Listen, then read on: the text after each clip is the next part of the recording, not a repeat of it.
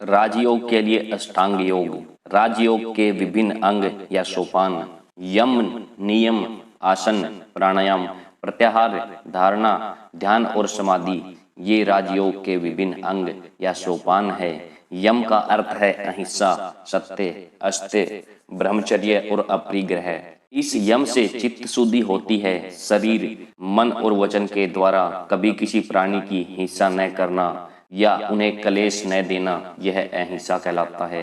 अहिंसा से बढ़कर और धर्म नहीं है। मनुष्य के लिए जीव के प्रति यह अहिंसा भाव रखने से अधिक कोई और उच्चतर सुख नहीं है। सत्य के द्वारा हम क्रमफल के भागी होती हैं। सत्य से सब कुछ मिलता है। सत्य में सब कुछ प्रतिष्ठित है। यथार्थ कथन को ही सत्य कहते हैं। चोरी से बलपूर्वक दूसरे की चीज को न लेने का नाम है अस्तेय। तन, मन, वचन से सर्वदा सब अवस्थाओं में मैथुन का त्याग ही ब्रह्मचर्य है। अत्यंत कष्ट के समय में भी किसी मनुष्य से कोई उपहार ग्रहण न करना अपरिग्रह है।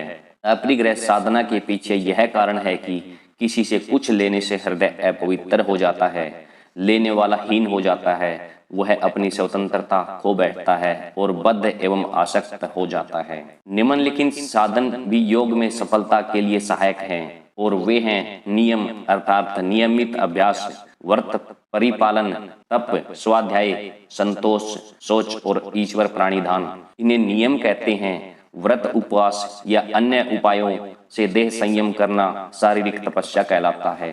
वेद पाठ या दूसरे किसी मंत्रोच्चारण को सत्व शुद्धि कर स्वाध्याय कहते हैं।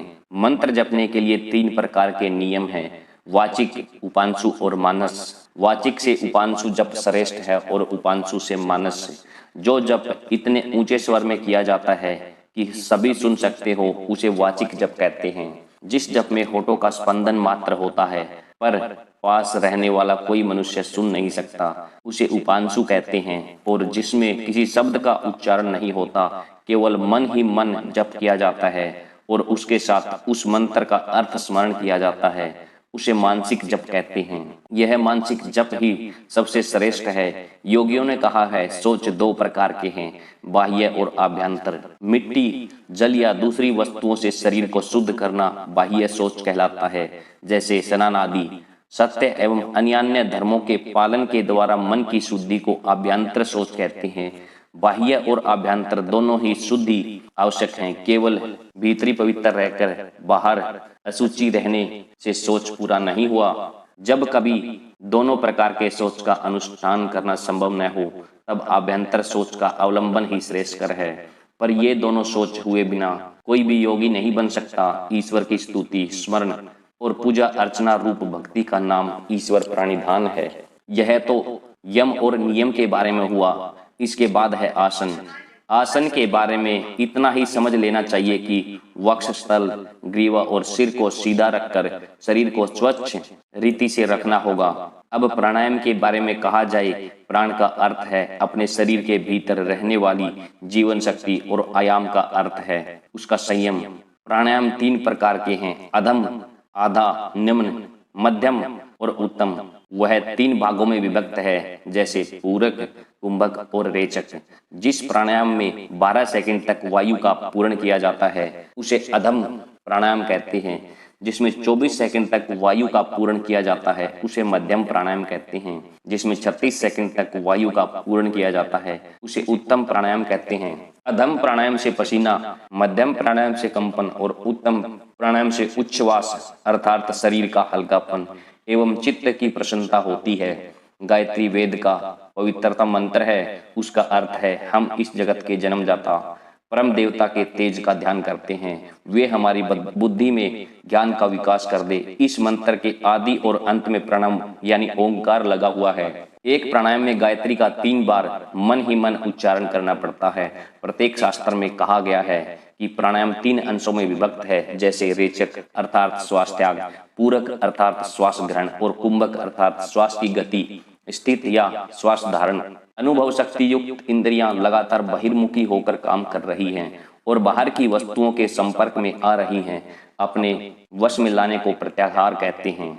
अपनी ओर खींचना या आहरण करना, यही प्रत्याहार शब्द का प्राकृतिक अर्थ है। हरित कमल में या सिर के ठीक मध्य देश में या शरीर के अन्य किसी स्थान में मन को धारण करने का नाम धारणा है। मन को एक स्थान में संलग्न करके फिर उस स्थान को अवलंबन स्वरूप मानकर एक विशिष्ट प्रकार के वृत्ति प्रवाह उठाए जाते हैं। दूसरे प्रकार के वृत्ति प्रवाहों से उनको बचाने का प्रयत्न करते करते वे प्रथमोक्त वृत्ति प्रवाह क्रमशः प्रबल आकार धारण करते हैं और ये दूसरे वृत्ति प्रवाह कम होते होते अंत में बिल्कुल चले जाते हैं। फिर बाद में उन प्रथमोक्त वृत्तियों का भी नाश हो जाता है और केवल एक वृत्ति वर्तमान रह जाती है। इसे ध्यान कहते हैं। और जब इस अवलंबन की भी कोई आवश्यकता नहीं रह जाती, संपूर्ण मन एक तरंग के रूप में परिणत हो जाता है, तब मन की इस एक रूपता का नाम है समाधि। तब किसी विशेष प्रदेश या चक्र विशेष का अवलंबन करके ध्यान प्रवाह उत्पादित नहीं होता, केवल ध्येय वस्तु का भाव अर्थ मात्र अवशिष्ट रहता है। यदि मन को किसी स्थान में 12 सेकंड धारण किया जाए तो उससे एक धारणा होती है। यह धारणा 12 गुणित होने पर एक ध्यान और यह ध्यान 12 गुणी होने पर एक समाधि होती है।